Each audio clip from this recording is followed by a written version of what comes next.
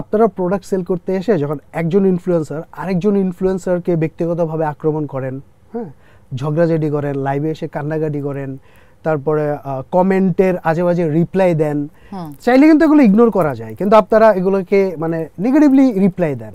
তা আপনারা তো আসলে অনলাইন মিডিয়াকে মোটামুটি সার্কাস বানায় ফেলছেন না?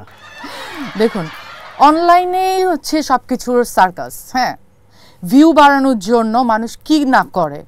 হ্যাঁ, যত ভিউ আপনার ততই আপনার টাকা আসবে। হ্যাঁ, আর এইসব টাকার জন্য মানুষ অনেক রকমের সার্কাস করে। তো ইনফ্লুয়েন্সাররা করলে সমস্যা কি?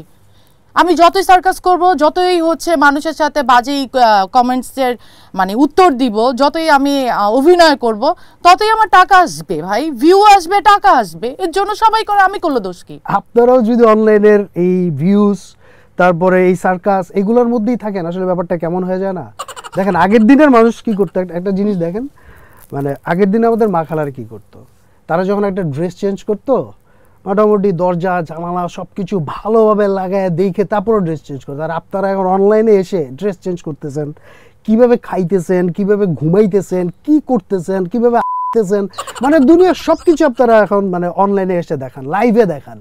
তো আপনারা যে এই যে দিন দিন এত নিচে নামতেছেন, এটা কেন, ওয়াই, মানে কেন কেন কেন, এটার উত্তরটা ভাই থামেন, বুঝছি আপনি অনেক এক্সাইটেড হয়ে আছেন, তার মধ্যে আপনার সামনে একজন সুন্দরী ইনফ্লুয়েন্সারকে দেখে আপনি অবাস্তব দুনিয়াতে এনে আমাকে এই ধরনের অবাস্তব প্রশ্নগুলো করতেছেন, এটা আপনার এক্সাইটেডমেন্ট থেকে হচ্ছে, আমি খুব ভালো করে বুঝতে পারছি। না, আমি আপনার সাথে এগ্রি, এত একটা সুন্দর মানুষ দেখে একটু এক্সাইটেড হব। আর যে প্রশ্নগুলো আসলে আপনাকে করতে পারি না, মানে আপনাদের মতো ইনফ্লুয়েন্সারদেরকে করতে পারি না, মানে এইটা আসলে করতে পারছি, একটু মনে শান্তি লাগতেছে। আচ্ছা শুনেন আব্বু, এই যে আমার দিকে এসে ব্যক্তিগতভাবে আমাকে বলে আপনি কিন্তু মানে মূল প্রশ্নগুলো এড়াই যাইতেছেন, এড়াই গেলে কিন্তু হবে না, আপনাকে মূল প্রশ্নগুলোর আসলে উত্তরটা আমাকে দিতে হবে। দেখুন, এইসব লজিক্যাল প্রশ্নের উত্তর আমার কাছে নাই। হ্যাঁ, যার যেটা মন চাচ্ছে করতেছে, যে যেভাবে করে তার ফ্যান ফলোয়ার বাড়াচ্ছে, যত ভিউ বাড়বে, যত ফ্যান ফলোয়ার বাড়বে, তার তত টাকা আসবে, বুঝছেন না? এগুলোর এই টাকার লোভ বা এই ফ্যান ফলোয়ারের লোভ কার না থাকে? আপনার যদি এই সুযোগ আসে আপনিও করবেন না? আপনি যেটা বলছেন অবশ্যই আমার ভালো লাগবে, ফ্যান ফলোয়ার থাকলে কার না ভালো লাগে বলেন? আমারও ভালো লাগবে, টাকা যদি অনলাইন থেকে আসে আমারও ভালো লাগবে, কিন্তু আমি সেটা একটা রুচিশীল জায়গায় করব, কারণ আমার একটা শিক্ষা আছে, আমার একটা পরিবার আছে, আমার সারাউন্ডিং মানুষ আছে, তো ওই জিনিসগুলা ফলো করে তো আসলে কিছু করা উচিত। আপনি একজন বিজনেস ইনফ্লুয়েন্সার, আপনার তো ওই জিনিসগুলো মাথায় রেখে আসলে আপনার অনলাইনে বিজনেসটা করা উচিত, তাই না? যে নিশ্চয়ই এতটা ছোট হয়ে কিছু করবেন না। দেখুন, সত্যি কথা বলতে বলছেন বলেই সত্যি কথা বলছি। হ্যাঁ, আমাদের এসব জ্ঞান দিয়ে কোনো লাভ নেই। হ্যাঁ, আমরা এইসব জ্ঞান নিতে পারি না। কেউ জ্ঞান দিতে আসলে বলি ভাই জ্ঞান দিয়েন না, তো ভালো লাগে না, বিরক্ত লাগে। কারণ কি জানেন? কারণ হচ্ছে না আমরা ভালো মুভি দেখি, না আমরা বই পড়ি। হ্যাঁ, আমরা যেগুলো দেখি সেগুলো হচ্ছে ট্রেন্ডিংয়ে থাকা জিনিস, আর ট্রেন্ডিংয়ে থাকা জিনিস ভালো হয় না, সেগুলো অরুচিকর কাজ হয়। হ্যাঁ, তো এইগুলো আমরা দেখে অভ্যস্ত, সেজন্য আমরা এগুলোই করি। এমনকি বয়ফ্রেন্ড একটা কথা বললে আর একটা বুঝি, হ্যাঁ, তার এক কথায় আমি ব্রেকআপ করে দিই, কারণ এগুলো নিয়ে ভাবার সময় নেই। তাহলে রুচি নিয়ে ভাববো কখন বলেন? ওকে, না ঠিক আছে, বয়ফ্রেন্ডের কথা কেন শুনবেন? আপনারা মানে স্বাবলম্বী নারী, আপনারা বিজনেস ইনফ্লুয়েন্সার, আপনাদের অনেক টাকা, সো আপনাদের আসলে কারো জ্ঞান শোনার কোনো দরকার নেই, কারো কথা শোনার কোনো দরকার নেই। কিন্তু আমার এখানে যে প্রশ্নটা আসলে আছে, এই যে আপনারা ইনফ্লুয়েন্সাররা, আপনারা বিজনেস করতে এসে দেখেন আপনারা অবৈধ জুয়ার মানে ক্যাম্পেইন করেন। হ্যাঁ, ইভেন ধরেন কারো কোনো নতুন একজন বিজনেস যে করতে আসছে তাদের লাইভ করবেন বলে আসলে আপনারা লাইভটা করেন না, তাদের টাকা নিয়ে ঘুরান, আপনাদের মতো বিজনেস ইনফ্লুয়েন্সারদেরকে নিয়ে টেলিভিশনে ক্রাইম প্রোগ্রাম পর্যন্ত হয়। মানে আপনি এই ব্যাপারগুলোকে আসলে কিভাবে দেখেন? আপনাকে তো আমি শুরু থেকেই বলেছি রুচির অভাব। হ্যাঁ, রুচির অভাব বলেই হচ্ছে মানুষ ট্রেন্ডিংয়ে থাকা যে জিনিসগুলো, যেগুলো অরুচিকর জিনিস, সেগুলো মানুষ দেখতেছে, আর সেগুলো মানুষ ভিউ আর টাকার জন্য মানুষ করতেছে, তাই না? এগুলো অ্যাকচুয়ালি আপনার আমার দেখার বিষয় না। আমি তো টাকার জন্য করব ভাই, আমার তো কিছু করার নাই। আর যেটা হইতে পারে বাংলা সিনেমার মতো আমি মাথায় আঘাত পেয়ে হয়তো ভালো হয়ে গেছি, এছাড়া আর কোনো উপায় নেই। আপনি আমাকে অবাস্তব দুনিয়াতে নিয়ে আসছেন সত্য কথা বলার জন্য, আমি কিন্তু সত্য কথাই বলবো, কিন্তু বাস্তব দুনিয়াতে এগুলো বাড়বে, এগুলো থামানো যাবে না ভাই। ওকে ম্যাম, আমি আপনার লজিক যুক্তিটা মেনে নিলাম, কিন্তু আমার আপনার কাছে প্রশ্ন এটা, আজকে আপনি আমাকে যে যুক্তিটা দিচ্ছেন, ধরেন একই কাজ আপনার সন্তান যদি বড় হয়ে করে, ঠিক আছে, তারাও যদি একই লজিক আপনাকে দেয়, তখন কি আপনি সেটা মানবেন?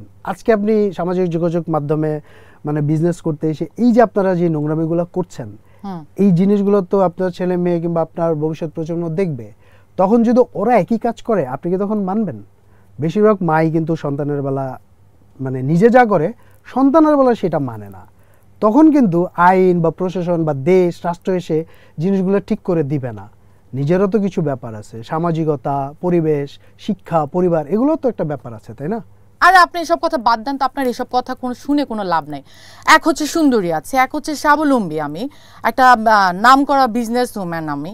আপনার এইসব জ্ঞানের কথা নিয়ে তো আমার কোনো লাভ নেই ভাই, এগুলো আমার মাথায় ঢুকবে না, এগুলো আমি নিবও না ভাই, হু কেয়ারস। ওকে, আপনারা তো আধুনিক ইনফ্লুয়েন্সার, কিন্তু আপনারা কিন্তু ওই যে ক্যামেরার সামনে যখন টেলিভিশন ইন্টারভিউ নেওয়া হয় কিংবা আপনারা লাইভে এসে ভুলভাল ইংরেজি বলেন, তখন কিন্তু মানুষ আপনাদেরকে নিয়ে ট্রল করে। তা আপনাদের মধ্যে একজন স্মার্ট ইনফ্লুয়েন্সার, এত টাকাওয়ালা মানুষ, ঠিক আছে, যদি মানে লাইভে এসে কিংবা ক্যামেরার সামনে এইভাবে ভুলভাল ইংরেজি বলেন আর ট্রল হন, তখন কি আসলে এটা মানা যায়? তারপরে এই যে দেখেন আপনারা যারা ইনফ্লুয়েন্সার, আপনাদের ইগো, অহংকার, ভাব এগুলো অনেক বেশি। মানে এটা আমার মতামত না, পাবলিকের মতামত। দেখুন যেটা হয় আর কি, অনেকগুলো ক্যামেরা, অনেকগুলো হচ্ছে মাইক যখন আপনার সামনে আসবে, হুট করে এক ধরনের কোশ্চেন করে বসবে, যেগুলো হচ্ছে কি ধরেন, যেটা হয় কি মানুষের তৎক্ষণিক কোনো অ্যান্সার আসে না, তখন হয় কি একটু ভুলভাল হইতেই পারে ভাই, মানুষ মাত্রই তো ভুল হইতেই পারে। কিন্তু সেটা কি করে, যারা প্রচার করে তারা কিন্তু একটু এডিট করে যেগুলো ভুল হয় সেগুলো ফেলে দিলে কিন্তু হয়ে যায়, কিন্তু তারা করে না। কেন করে না জানেন? ভিউর জন্য। কারণ ওই যে বললাম যে যত ভিউ ততই টাকা।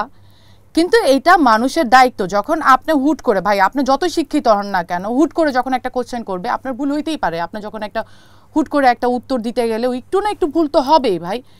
কিন্তু আপনার কি দায়িত্ব, আপনি যখন এটা প্রচার করবেন তখন আপনি এডিট করে ফেলে দেন, দিবেন না।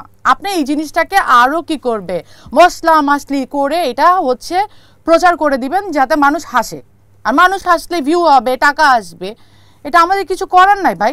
আর তাছাড়া ভাই আমাদের ইগো নিয়ে কথা বলছেন, ইগো তো আমাদের থাকবেই, কারণ আমরা হচ্ছে সুন্দরী, তারপরে হচ্ছে একজন সাকসেস ব্যবসায়ী, নিজের পায়ে দাঁড়াই, স্বাবলম্বী, আমাদের ইগো তো থাকবেই। আমাদের পিছনে কত ইয়াং পোলা, টাকা পয়সা, বুড়া বেড়ারা সব ঘুরে টুরে, কিন্তু আমরা তাদেরকে পাত্তা দিই না। যারা আমাদের থেকে উপরে আছে আমরা কিন্তু তাদেরকে পাত্তা দিই। এগুলো নিয়ে ভাই আপনার কি প্রশ্ন করেন, এগুলো তো আপনারও বোঝা উচিত, এর কমন সেন্স ভাই। বুঝতে পেরেছি, বাস্তব, দ্য রিয়েলিটি। আপনি সত্য বলতে বলেছেন, আমি সত্য বলেছি। আমাদের এই অবাস্তব পৃথিবীতে এসে সত্য কথা বলার জন্য আপনাকে ধন্যবাদ। সাথে এটাও মনে রাখেন, আপনি আপনার পক্ষে যেভাবে যুক্তি দিয়ে গেলেন, কোনো কিছুই মানলেন না, মানে সমাজ, পরিবেশ, মানুষের অনুভূতি, কোনো কিছু যেহেতু আপনি মানতেছেন না, ঠিক অন্য মানুষ যখন আপনার বেলায় একই কাজ করবে তখন কিন্তু আপনি আবার নিয়মের কথা বলেন না, কিংবা আপনি তখন আবার নিজে কষ্ট পান না। ঠিক আছে, আপাতত অবাস্তব পৃথিবী থেকে বিদায়। Thank you. ম্যাম, প্রোগ্রামে যাবেন না? প্রোগ্রামের সময় হয়ে গেছে।